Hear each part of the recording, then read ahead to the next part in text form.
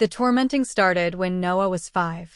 He was always small for his age, freckled with a shock of copper hair, an easy target. I kept telling him to stand up for himself, to fight back like I had when I was little. But Noah wasn't me. He was gentle, kind. I tried to remind myself that he loved to read and watch Star Trek with me. He was a good kid, but no one else seemed to see that. His mother passed away when he was 8, leaving me as his only parent. I did my best, but I'm not his mom. I'm not as gentle or warm, and my smiles don't light up a room. Doing everything on my own was hard. He missed her, we both did. She left a hole no one else could fill. Then one day, he came home from school and told me he'd made a friend, Martin.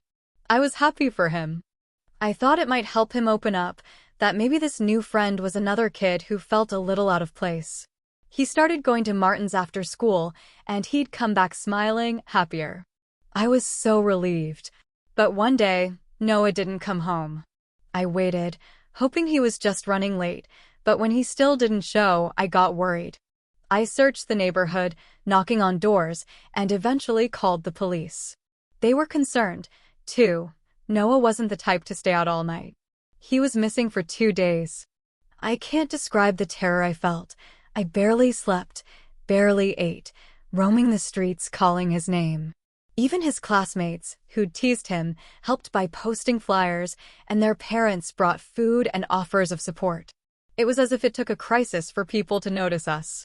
But Martin never showed up. When the police went to Noah's school to find Martin's address, they discovered there was no Martin in Noah's class. There were only 2 Martins in our small town, a registered sex offender, and an elderly man up on Pinewood Road, bedridden. That was when my worst fears began to take shape. Then they found him. When I got the call, I thought I'd be going to the morgue, but they told me to come to the hospital instead. I got a speeding ticket on the way, desperate to see him, terrified of what I'd find. When I arrived, a police officer took me to a family room, his face serious. "We found him in Magnolia," he said. "He's unharmed, no signs of assault, but..." Why did there have to be a but? Why couldn't he have just come home, watched Star Trek with me?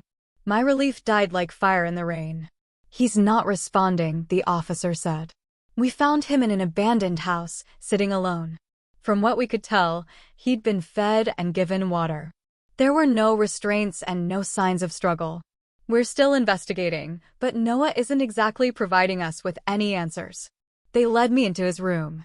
He was sitting cross-legged on the bed, staring at the ceiling. He didn't even look at me when I entered. Something was wrong. 103, he whispered in a frail little voice.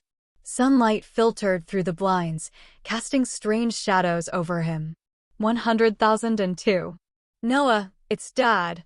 I called to him, but my words didn't reach him. He was in his own world, counting. The doctor, a child psychologist named Dr. Old, was grim. He asked if Noah had autism or any family history of schizophrenia. "No," I replied, desperate for answers. Why is he like this? Why is he counting? Dr. Old said he suspected early-onset schizophrenia, but with no family history and Noah's lack of response to medication, he thought it unlikely. "To be completely honest, Mr. McMah, I'm at a loss," he admitted. "A colleague from another hospital is coming for a second opinion. Physically, he hasn't been harmed, but we can't rule out the possibility of some trauma that's affected his behavior." It was then that I became certain Martin hadn't been a classmate at all, but the local predator who'd somehow taken advantage of Noah. Leaving Noah at the clinic wasn't easy. I was so angry, though, that I couldn't be of any real use to him there. A few fathers from Noah's class told me where the lowlife lived. They even offered to come along and help, but I didn't want to drag them into it. This was my burden. I had been such a terrible father, I should have known who my son was spending time with after school. I should have cared, like Mindy would have. He lived in a rundown apartment complex, the graffiti barely scrubbed off the walls, leaving faint smears of red and blue. I didn't knock, I kicked the door open. He was sprawled out on his couch, a joint between his dry, cracked lips. Before he could react, my fist connected with his face, and the sound of him groaning filled me with a guilty satisfaction. He looked confused, trying to scramble away. Who are you? He sputtered. Noah's father. What did you do to him? I punched again, hearing his nose crack. The 10-year-old kid you've been grooming, I growled. I haven't been grooming any kids. Jesus Christ, he protested, putting his arms up to shield himself. I already told the cops about that missing kid. I'm on the register, but I swear it was a misunderstanding with an ex who got me put on the list. Nothing to do with your kid. I saw the magazine stacked on his coffee table. I wanted to believe him. In the end, I called the police on myself. They were surprisingly understanding, and the guy didn't press charges. They even ignored the pile of weed on the table, probably as a sort of silent thank you. The police in my town are good people. I went back to the hospital. Nothing had changed. Noah was still counting, his numbers growing smaller each time. He'd stopped to sleep, but when he woke, he'd keep counting. 4,603, he muttered. His voice was raw, strained, his vocal cords worn from never stopping. My poor little Noah. What would happen when he got to 0? Would he stop counting? Would he be free, or would something worse take him? The doctors were baffled. They'd never seen anything like it. Why did it have to be my son? I could almost hear Mindy's voice asking the same thing. Why him? I'm sorry, son, I whispered. He didn't look at me. When he was little, he'd let me hold him whenever he was sad, coming home with his backpack slumped over his shoulders, curling into my arms. But not anymore. If he was still in there, he was buried too deep for me to reach. I grabbed his hand again and slipped Mindy's favorite necklace around his neck, hoping somehow it might help him. Silently, I prayed, please, Mindy. Reach him. As the cold metal touched his skin, he squeezed my hand. Between his counting, he looked up at me, wide-eyed and scared. Dad, what's happening to me? He asked. I thought I had him back. But the moment passed as quickly as it had come. His eyes turned distant again, and I felt the world darken around me. 39,963, he whispered. Life can be absurdly cruel, and if God exists, he sure gives us more than we can handle. Soon, Noah was down to double digits. The doctors were gathered around, observing like it was a show they could just leave behind at the end of the day. My head was in my hands. Anxiety filled the air, thick and heavy, as though something terrible was drawing close. I could feel it in my bones. My son was slipping away, further with every number he muttered. He was drifting somewhere beyond my reach. 20. 19. His intervals grew shorter.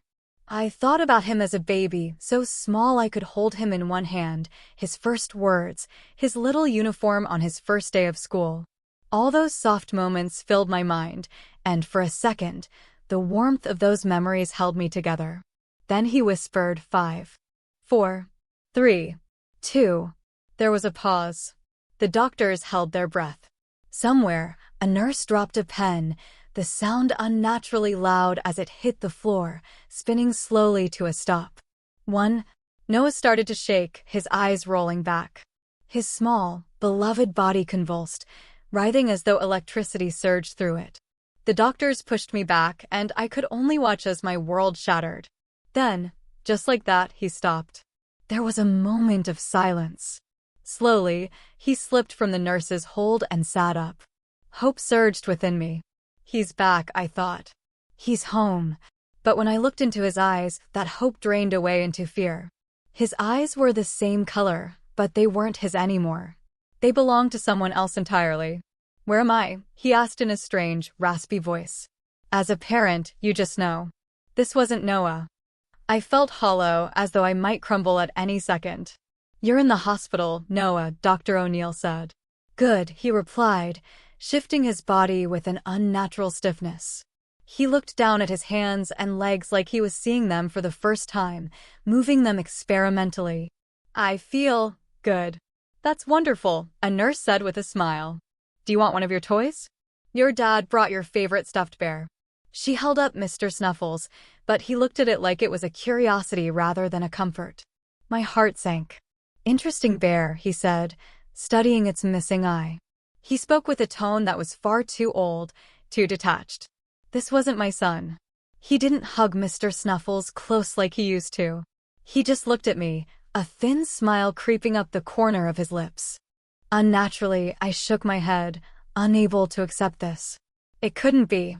His vitals are stable, Dr. Old informed me. That's good, isn't it? He's just not acting like Noah, I replied. Dr. Old glanced down at his clipboard, then back at me. He's not behaving like the Noah you know. Whatever happened to him clearly had a profound effect. It may take some time before he returns to normal, if he does at all, he said. But it's still Noah, and he's talking, so there's hope. His words offered little comfort, though. The hours passed like days as Noah moved strangely, like he was unfamiliar with his own body. He examined every joint, every birthmark, stretching his arms and marveling at their movements, barely saying a word.